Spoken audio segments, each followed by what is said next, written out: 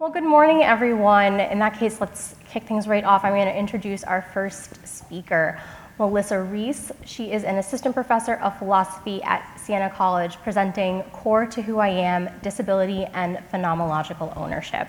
Welcome, Melissa.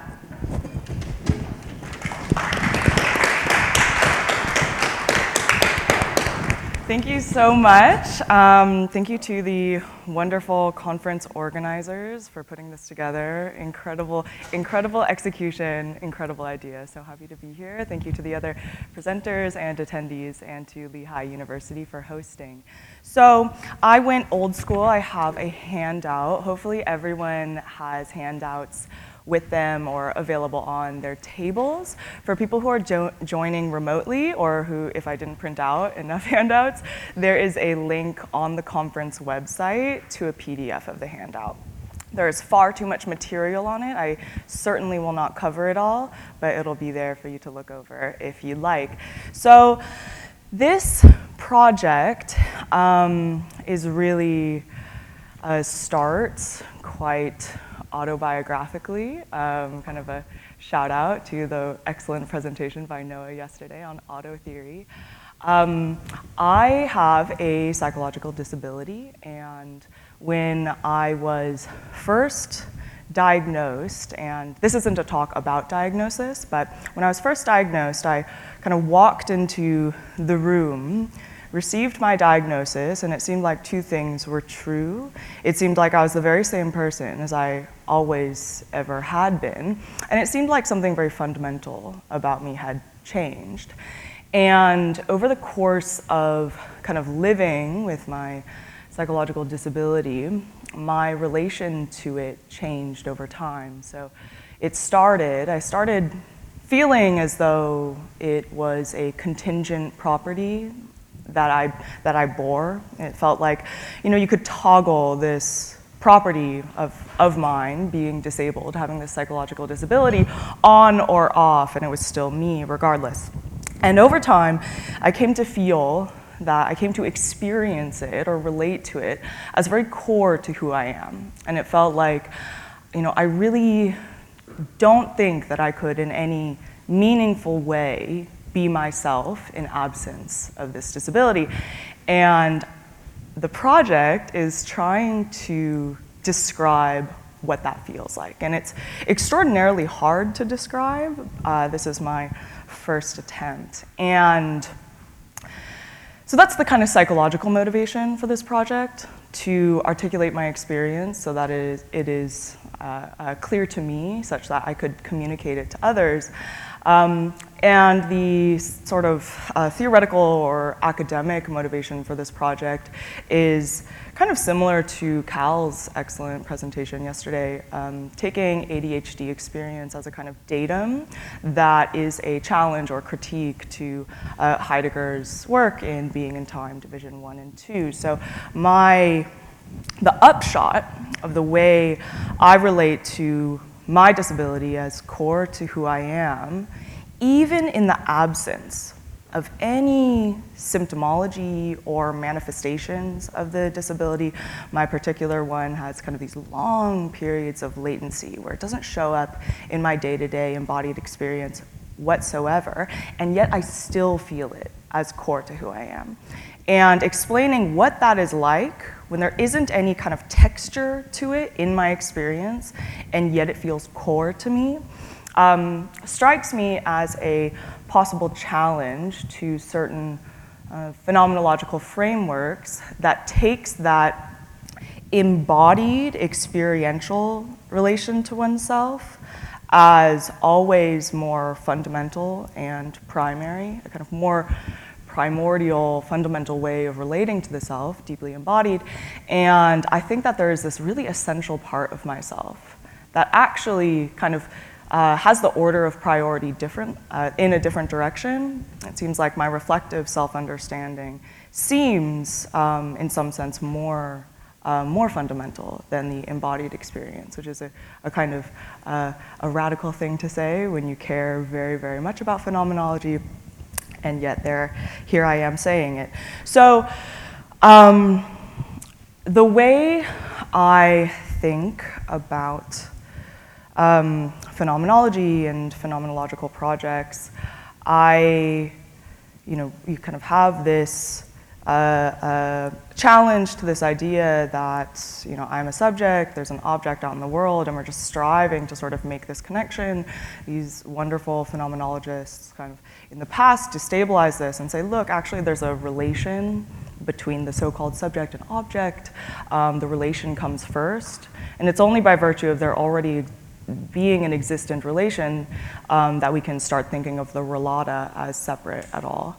And similarly, when it comes to kind of mind and body, right? That you think of it first as maybe something like a unified whole, you focus on the relation first, and only by virtue of this deep interconnectedness, this embodiment, can we start thinking about the body and the mind as kind of in this abstract way. You start thinking about the relata, and of course, this kind of beautiful phenomenological critique kind of comes out of that, which is, look, if you think about your body or think about your mind as these kind of separate entities, you're in some way making this kind of mistake, right? This sort of reflective way of relating to oneself occludes or makes it harder to appreciate that underlying connection. And then here I am saying, like, yes, I love that idea, and yet look at me thinking about myself in this reflective way, in a way that I think is actually very fundamental in my self-understanding, in relating my disability to my personhood. So, I don't take this to be a project in metaphysics that, there are a lot of kind of metaphysics of persons that tells us what it takes, what conditions have to hold to be the very person that you are, in a way that makes absolutely no reference to our self-regarding attitudes or our self-understanding. So as an example, right, it may be that in some sense the very sperm and egg from which I originated actually is essential to who I am, that if you toggle the sperm or the egg, then I wouldn't be the very woman that I am. But that is completely phenomenologically inert to me. I care not at all about those germ cells. What is important to me, right? What is important to me is how I think about and relate to my disability as I think a meaningful aspect of my person that in absence of it, that wouldn't be me. I wouldn't recognize that imaginary counterpart, a hypothetical person as myself. So on the handout, you can see the two articulations of kind of where I started and where I've ended up. I started as someone who experienced their disability as a contingent feature that I bore, and now experience my disability as a vital part of my personhood. And this is non-exhaustive. Of course, everyone is going to relate to their disabilities in different ways. You may toggle between them. You may feel the pull of both of them at the same time, but I think at the very least it's kind of, we can distinguish them. And an additional claim that you might endorse is to say, yes, I've articulated these as phenomenological positions, the experience of kind of locating your disability relative to your personhood. You could make the further claim that, like, and yes, you are right, that is a contingent feature of you, you are right, that is a core essential feature of yourself. I'm remaining somewhat agnostic on that point, but it may be that you have some insights for me that you might share. So one challenge for my project is that I've articulated core and peripheral as ways that people relate to their disability itself. And I'm interested in the way I relate to my disability. And mine and many other psychological disabilities are ones that are really characterized by patterns and likelihoods, risks, right? Cycles of moods or thoughts. And so it seems like my disability is temporally extended in a very significant way and varies quite a lot over time.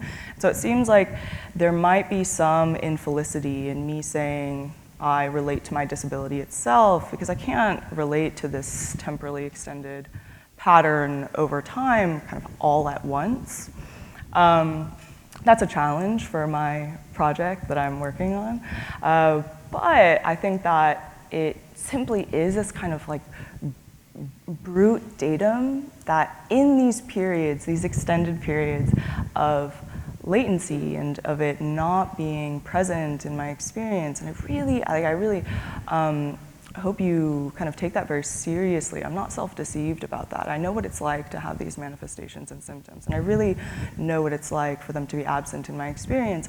And yet, in these periods of kind of not experiencing these symptoms, it feels very, very core to who I am. Now, I think for the sake of time, I will gloss over this section on watershed experiences or experience aggregations. I think these are nice non-autobiographical cases. Of course, I've experienced very close analogs about how one might come over time, the kind of causal psychological story of coming to feel that your disability is peripheral or core to who you are. I'm going to bracket that, but maybe we can talk about it as we mill around at lunch and so on. But I'd like to flag certain next steps and open questions. In general, when I think about disabilities broadly, psychological disabilities, paradigm cases being, bipolar disorder, schizophrenia, mania, depression, chronic depression, I think that they are,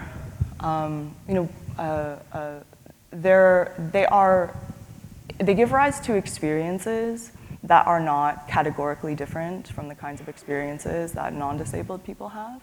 I think that there's a kind of way in which focusing on what it is like to have these psychological disabilities or disabilities in general can really illuminate what it is like to not have them. And there's a kind of like very nice kind of mutual illumination that goes on. And you might think of it somewhat similarly to Professor Carell's work on bodily doubt, where really articulating what bodily doubt is like helps those who do not experience bodily doubt, whether due to illness or other things, helps them to understand the tacit certainty that is in their experience. And so I think that illuminating kind of, you might say species atypical experiences, actually kind of a high tide raises all boats. Now, certain portions of disability studies or debates in the philosophy of disability kind of hinge on this distinction between, bad difference views of disabilities, so-called medical model, and mere difference views of disability, the social model.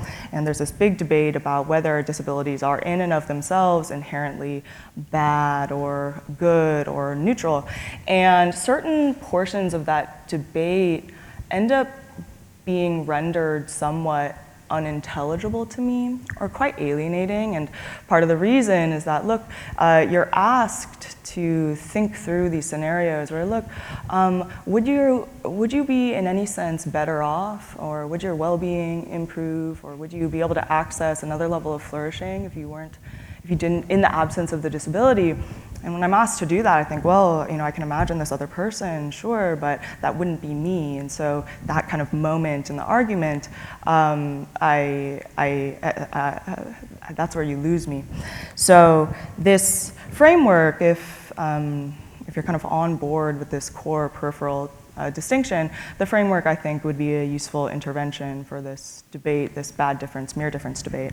I also think that this distinction might have interesting implications for coalition building. I think it may be the case that someone with a psychological disability who takes it to be core to themselves might in some sense, have more in common with someone who takes their physical disability or their neurodivergence or congenital disability to be core to who they are than I have in common to someone with my very same kind of psychological disability, but who regards it as peripheral. And of course, I think with coalition building, it is very important to have a very wide tent, but I think that when you kind of form these little caucuses with your own political, social goals, that this difference between core and peripheral might be a useful one to kind of organize groups in a kind of action-guiding way.